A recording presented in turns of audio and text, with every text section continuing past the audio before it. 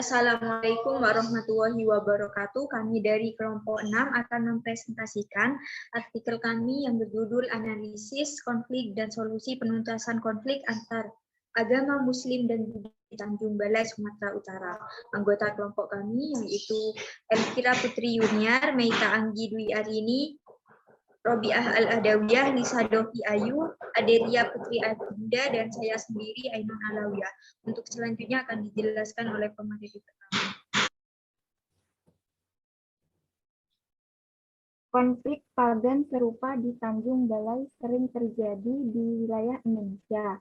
Misalnya konflik Ambon 1999 sampai 2000, konflik Poso 1998 sampai 2000, dan konflik Tolikara Papua 2015.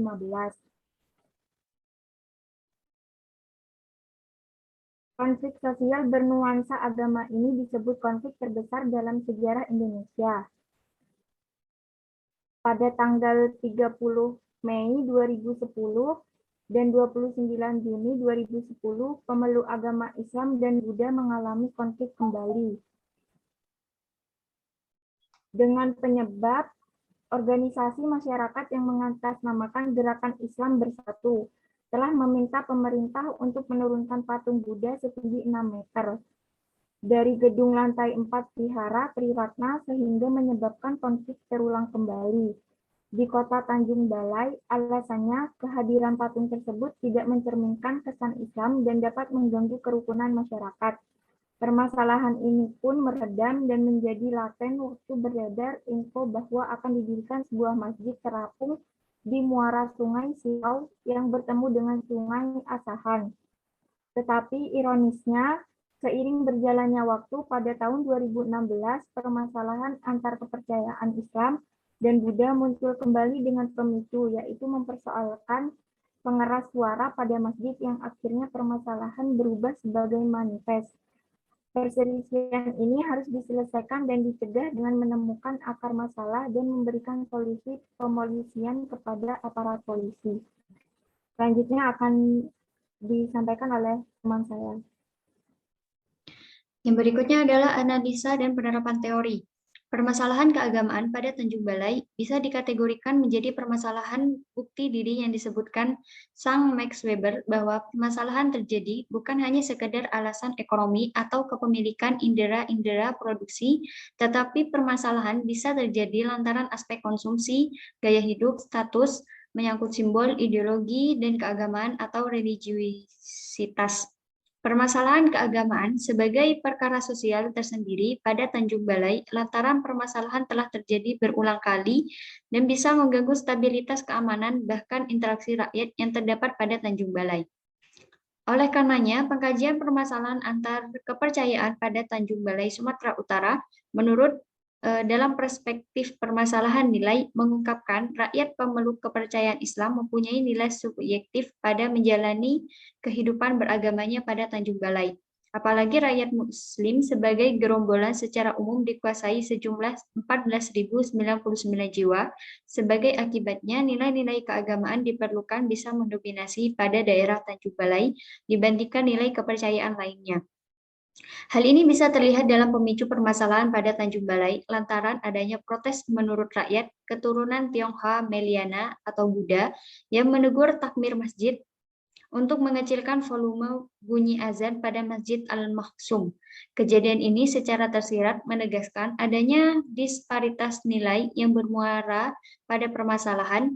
Disparitas yang dimaksud bisa terlihat bahwa pemeluk kepercayaan Islam menggambarkan bunyi azan yang keras menjadi nilai ibadah buat mengabarkan secara luas pada rakyat lebih kurang bahwa ketika sholat sudah tiba. Sedangkan pemeluk kepercayaan Buddha yang direpresentasikan Sang Meliana bahwa nilai tadi sangat paradoksal, bahkan bunyi azan yang keras adalah sesuatu yang mengganggu dan mengusiknya. Oleh karena itu, perbedaan nilai mengenai suara azan antar umat Islam dan Buddha di wilayah Tanjung Balai Selatan menimbulkan konflik atau polarisasi antara satu komunitas dan komunitas lainnya yang berujung pada konflik. Menekankan pada kekerasan yang muncul dalam isu konflik antara orang-orang kafir Tanjung Balai, mereka tidak lagi mempengaruhi individu, tetapi banyak komunitas Islam di sekitar mereka. Aksi kekerasan yang terjadi di Tanjung Balai merupakan aksi kolektif dengan aksi yang mereka lakukan secara bersama-sama dengan menyerang beberapa tempat ibadah Buddha, vihara, dan krenten.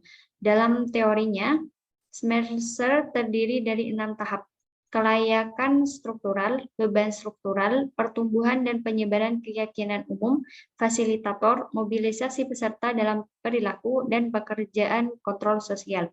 Menjelaskan tindakan kolektif mengenai konflik antar umat beragama Tanjung Balai, ada langkah-langkah yang jelas menuju aksi kolektif. Oleh karena itu, fasilitas struktural atau kesesuaian struktural pertama-tama adalah situasi sosial yang bahkan memungkinkan dukungan untuk tindakan kolektif. Adanya kelompok-kelompok masyarakat yang memecah belah masyarakat, perpecahan ini menimbulkan identitas masyarakat yang berbeda-beda. Dalam masyarakat multidimensi, perbedaan identitas sangat besar untuk tumbuh dalam masyarakat. Struktur semacam ini bahkan dapat mendukung atau mencegah munculnya aksi kolektif.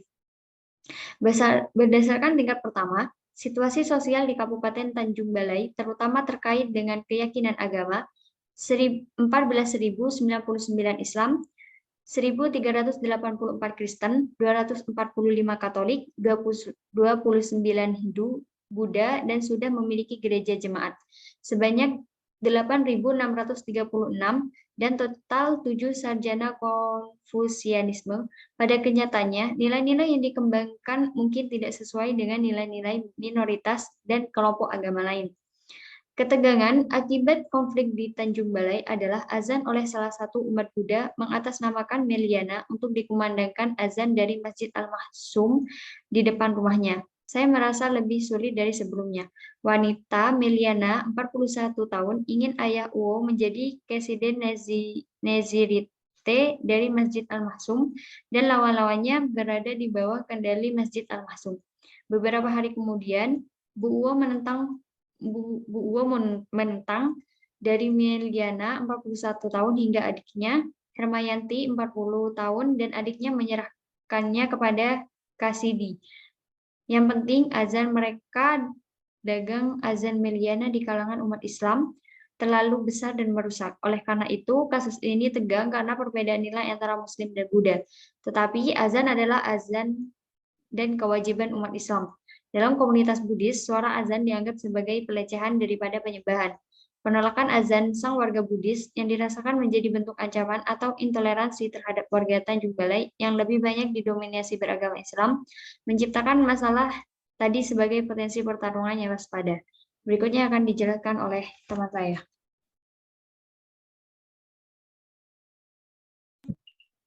Tumbuh atau penyebaran agama merupakan pandangan yang sama mengenai penyebab, ancaman, solusi, dan cara mencapai solusi.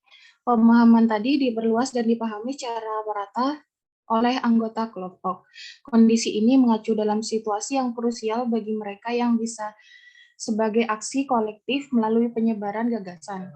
Ketika perasaan permusuhan ditularkan pada sesama manusia, maka perasaan permusuhan ini berubah sebagai perasaan individu, namun sebagai perasaan kolektif terhadap musuh umum.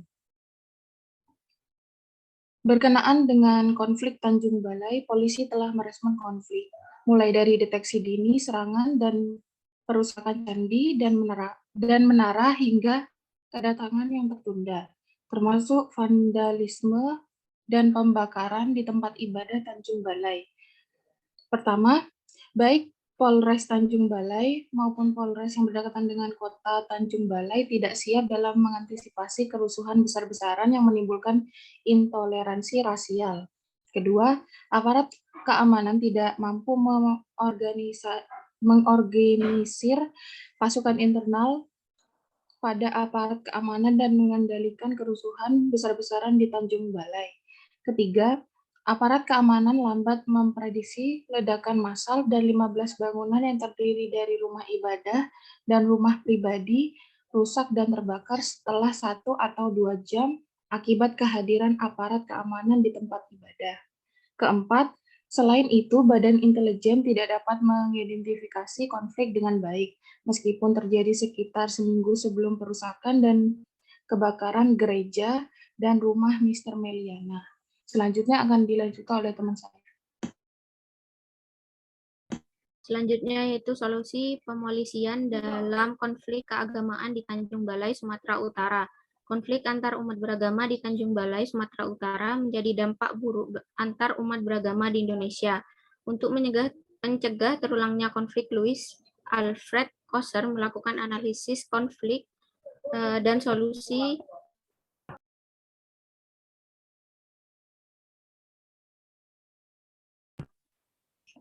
solusi polisi dalam konflik antar agama di Tanjung Balai, Sumatera Utara pada tahun 2016. Diterbitkan Januari 2017, topik utama jurnal Sains Kepolisian memberikan solusi untuk menangani sengketa melalui katup pengaman.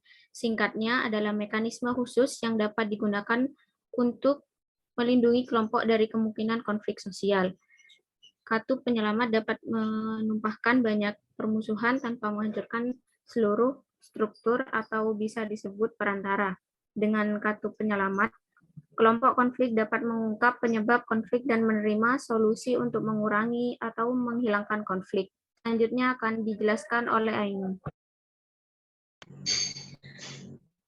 Untuk konflik antar umat beragama di Tanjung Balai, dibentuklah forum oleh masyarakat dan didukung oleh pemerintah, sehingga perlu memaksimalkan penerapan katup pengaman melalui FKUB.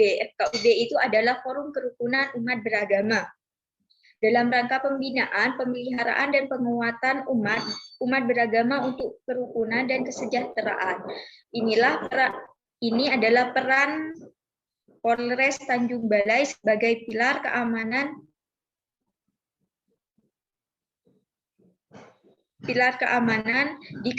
kawasannya melalui FKUB dengan mengundang pemerintah daerah, tokoh masyarakat, tokoh agama, pihak yang berkonflik, dan serta instansi terkait lainnya. Dalam kegiatan dialog dirancang untuk menyelidiki dan menanggapi keinginan pihak yang berkepentingan dan pihak yang bertikai untuk menyelesaikan setiap masalah yang muncul agar kedua pihak yang bertikai tidak melakukan hal yang sama. Sedangkan untuk solusi dari kepolisian lainnya, yaitu yang pertama, Polres Tanjung Balai meningkatkan kinerja alat intelijen dan kepekaan untuk melakukan deteksi dini konflik di Tanjung Balai. Yang kedua, menyamakan persepsi melalui polisi berbasis masyarakat, polisi fokus masalah, dan pembinaan intensif kepada warga Tanjung Balai, khususnya yang berkonflik. Ketiga, perlu dilakukan rekonsiliasi HTCK atau prosedur kerja antar polisi Tanjung Balai dengan politisi sekitarnya. Kekuatan organisasi untuk menangani perselisihan antar agama serupa jika sumber daya lainnya langka. Yang keempat, membuat perencanaan yang baik, mengorganisir pasukan internal yang baik, dan membuat keputusan cepat di Polres Tanjung Balai. Hal ini kemungkinan akan posisi konflik sebagai bentuk respon polisi terhadap insiden keamanan, toleransi, dan bimbingan beragama bagi jiwa untuk meningkatkan keagamaan dan ketertiban. Yang kelima, membentuk gugus tugas media sosial di Tanjung Balai untuk memberikan perbedaan pendapat tentang topik atau pesan proaktif sambil menggunakan media sosial untuk mendukung toleransi dan komunikasi.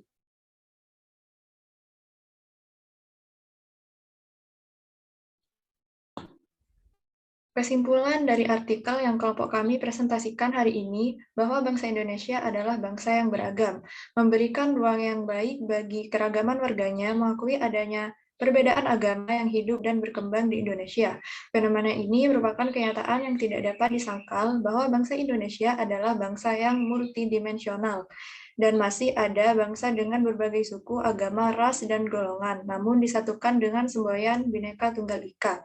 Namun di balik keanekaragaman tersebut terkadang menimbulkan ketegangan sosial dan merujuk pada terjadinya konflik horizontal karena disebabkan adanya pemaknaan tunggal atas kebenaran, dominasi, dan hegemoni terhadap yang lain, sehingga sering berimplikasi pada rasa ketidakadilan dan ketidaksetaraan yang membawa membawa sentimen kelompok yang semakin meluas. Konflik antar agama di Tanjung Balai, Sumatera Utara menjadi contoh masih rendahnya toleransi beragama dan pemaknaan akan Bhinneka Tunggal Ika oleh kelompok yang berkonflik.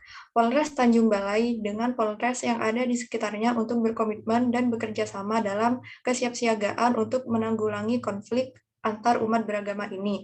Oleh karena itu, munculnya kesadaran bersama dari pemerintah daerah, instansi terkait, dan masyarakat untuk berpartisipasi aktif dalam mencegah konflik antar agama yang terjadi di Tanjung Balai, Sumatera Utara, sehingga keamanan dan ketertiban masyarakat dapat terwujud. Sekian kesimpulan dari artikel kami, saya kembalikan kepada moderator. Sekian presentasi dari kami, kelompok 6, kurang lebihnya mohon maaf. Wassalamualaikum warahmatullahi wabarakatuh.